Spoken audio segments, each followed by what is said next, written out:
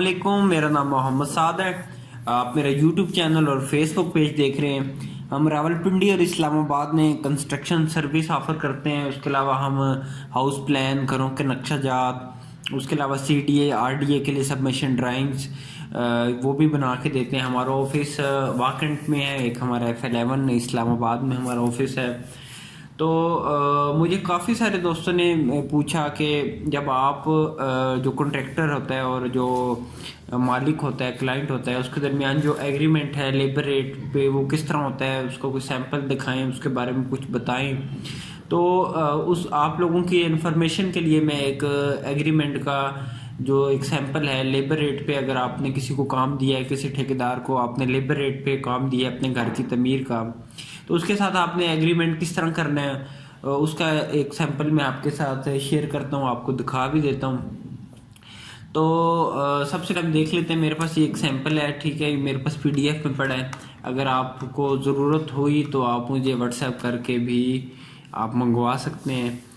तो इसमें सबसे पहले तारीख आ जाएगी जिस तारीख को आपने एग्रीमेंट करना है। उसके बाद जो टोटल सफ़ात है एग्रीमेंट के, अब ये 6 सफ़ों का तकरीबन सारा एग्रीमेंट है, तो वो आ जाएंगे। रेट जो आपका मालिक का और ठेकेदार के दरमियान पर स्क्वायर फुट जो रेट तय हुआ आपस में, वो रेट यहाँ पे आ जाएगा। मुद्दत आ जाएगी कि कितने टाइम में जो है कॉन्ट्रैक्टर है वो काम ख़त्म करके देगा। स्टोरी मतलब कितने स्टोरी बिल्डिंग है, ग्राउंड फ्लोर, फर्स्ट फ्लोर, ऊपर मल्टी फ्लोर, तो ये 2 फ्लोर आ जाएंगे।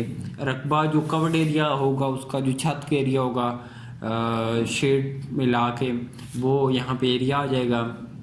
प्रोजेक्ट का एड्रेस आ जाएगा कि प्लॉट कहाँ पे है, साइट कहाँ पे है, किस जगह पे कंस्ट्रक्शन करनी है, उसका एड्रेस यहाँ पे पूरा आ जाएगा।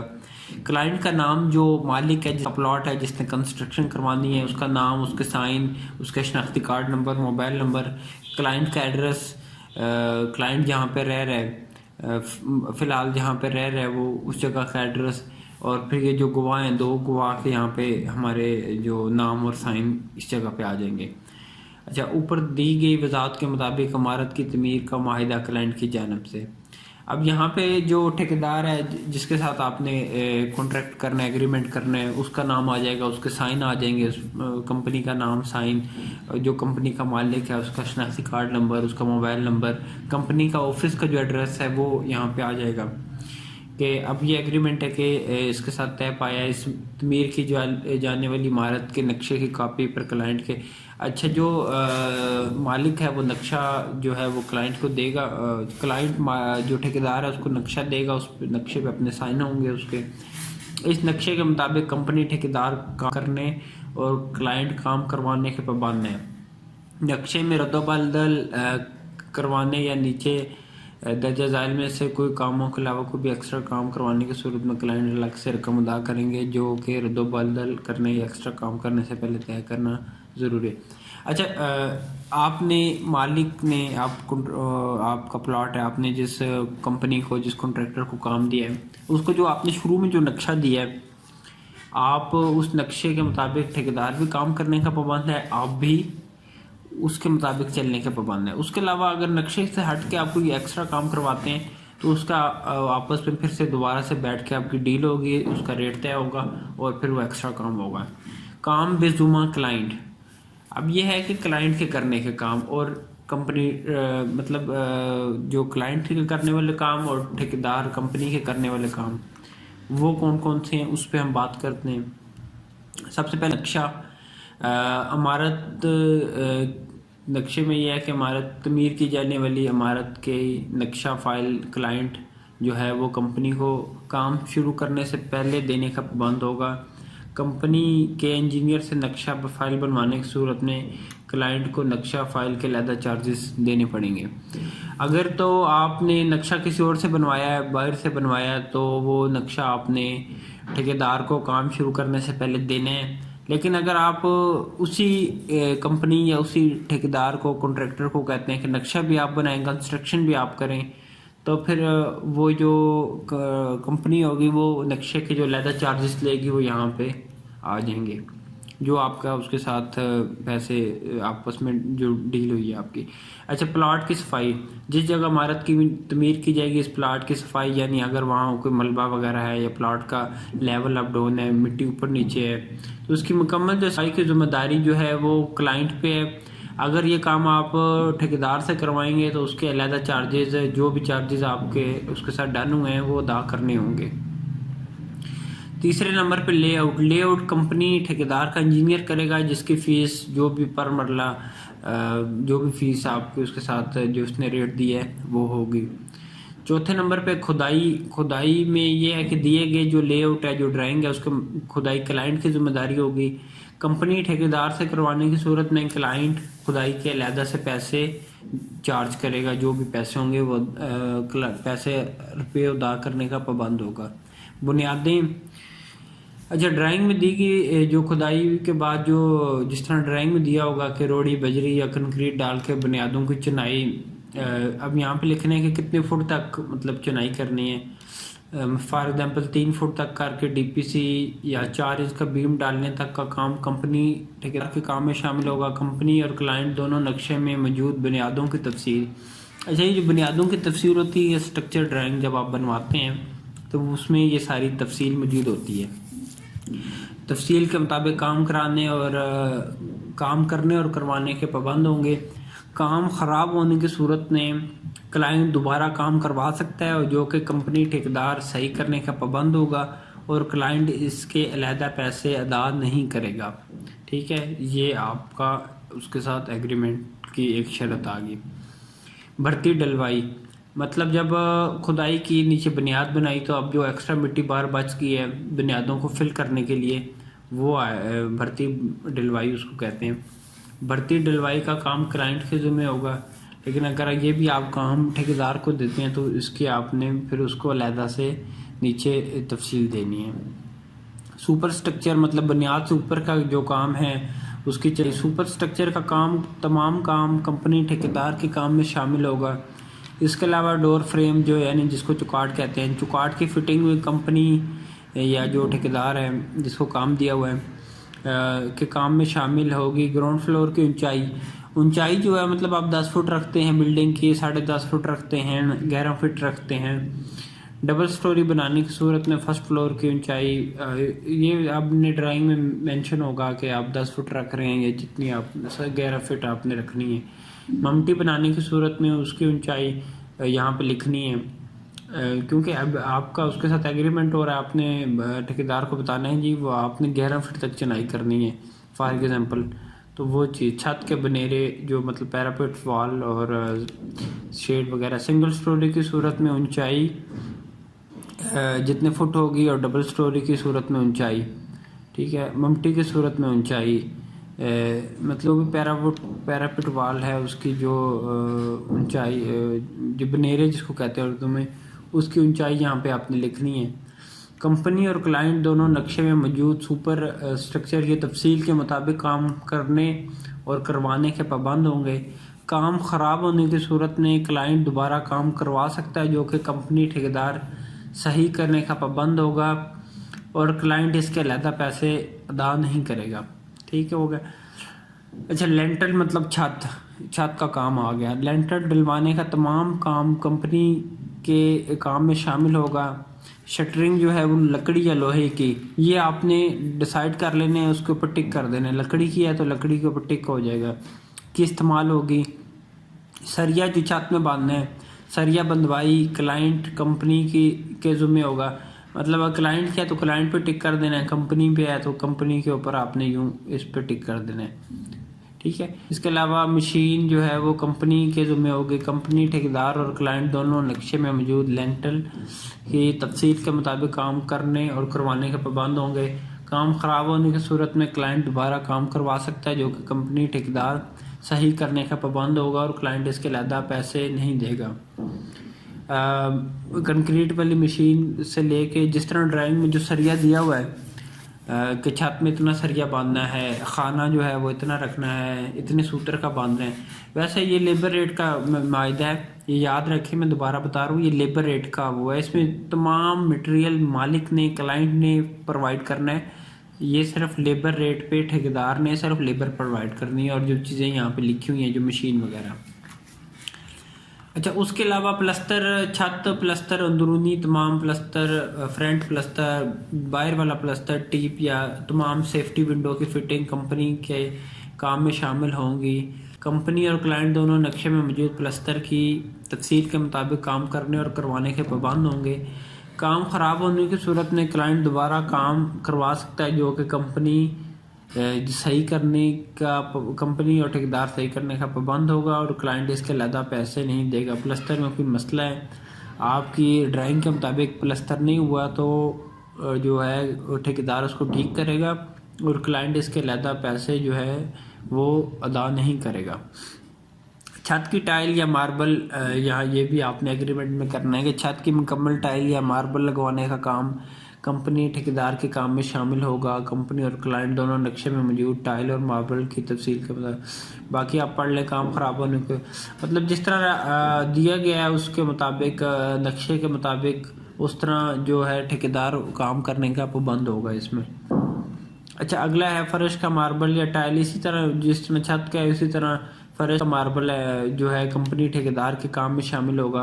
कंपनी या क्लाइंट दोनों नक्शे में मौजूद मार्बल और टाइल की तफसील के मुताबिक काम करने और करवाने के पाबंद होंगे। बाकी आप इसको पढ़ लें।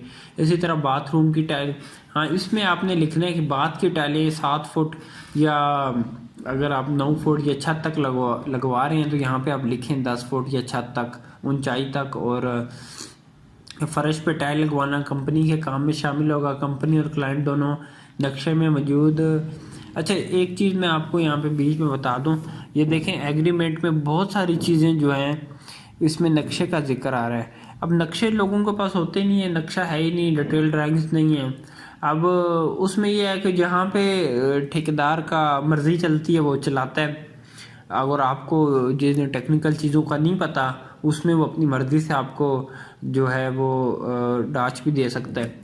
तो जब एक इंजीनियर से, एक कंसल्टेंट से, आर्किटेक्ट से नक्शा बना होगा तो फिर जो है वो ठेकेदार उसमें से मतलब उसको जो टाल नहीं सकेगा और अपनी बात पे पाबंद रहेगा।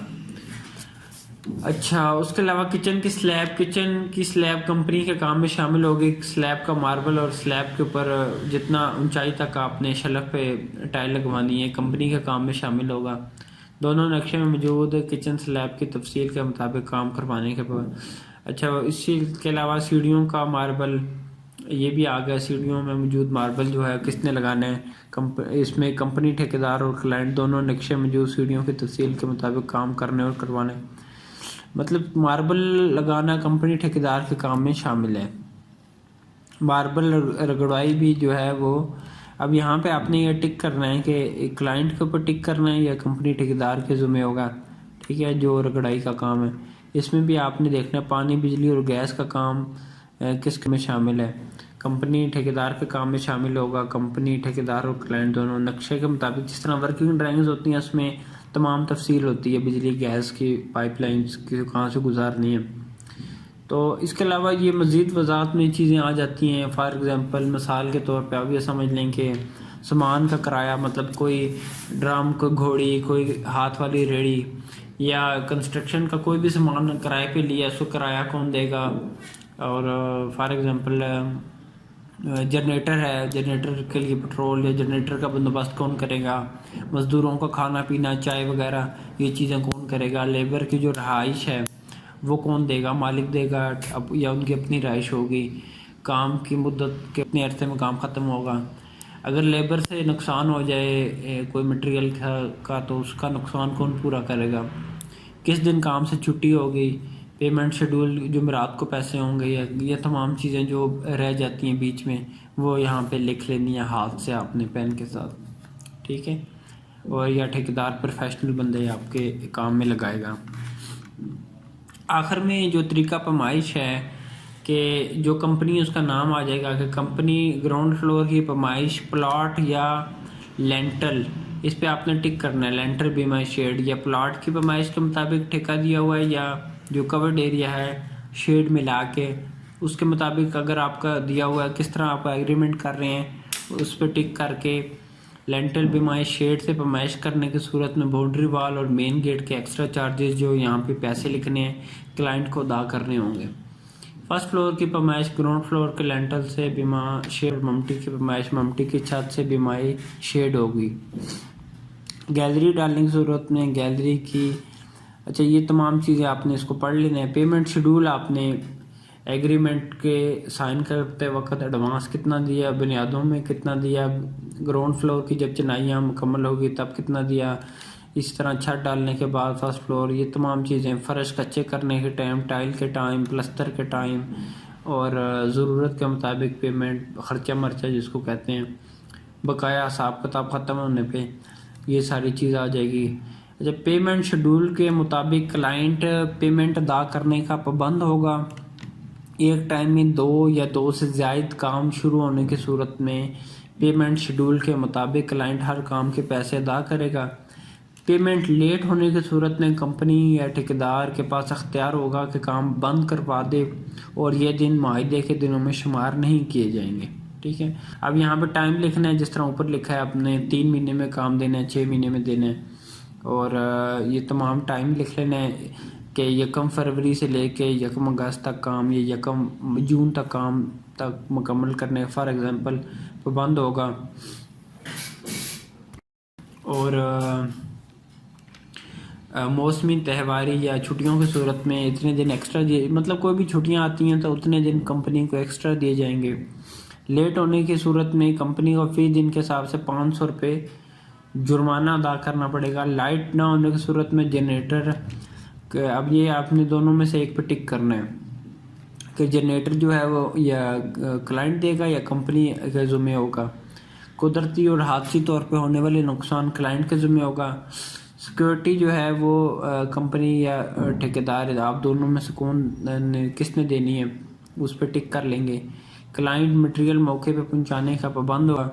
लेट होने की सूरत में फालतू लेबर क्लाइंट अदा करेगा। क्लाइंट और कंपनी दोनों इस मायदे के पाबंद होंगे। बिला जवाज़ काम रुकवाने या फरार अख्तियार करने वाले को, मतलब होते हैं कुछ कॉन्ट्रैक्टर होते हैं काम बीच में छोड़ के भाग जाते हैं, उसको जुर्माना होगा। ठीक है, और कंपनी ठेकेदार की टीम पूरी ईमानदारी और मेहनत के साथ काम करेगी और क्लाइंट के पैसे और टाइम के ज़िया को महफूज बनाएगी और क्लाइंट को किसी भी शिकायत का मौका फराहम नहीं करेगी। या ऊपर दर्जा ज़ाइल कामों के अलावा किसी भी किस्म का काम कंपनी के ज़िम्मे नहीं होगा।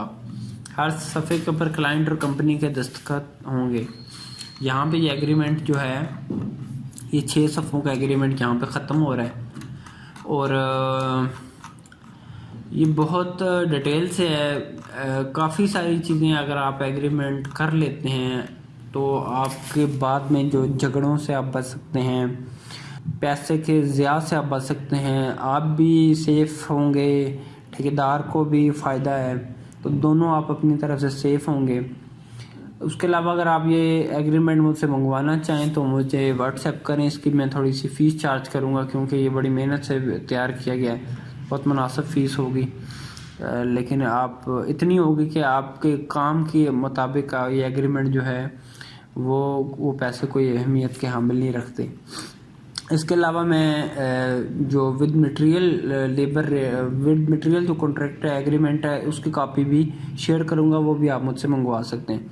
चैनल को सब्सक्राइब भी कर लें। वीडियो देखने के लिए आपका शुक्रिया। अल्लाह हाफिज़।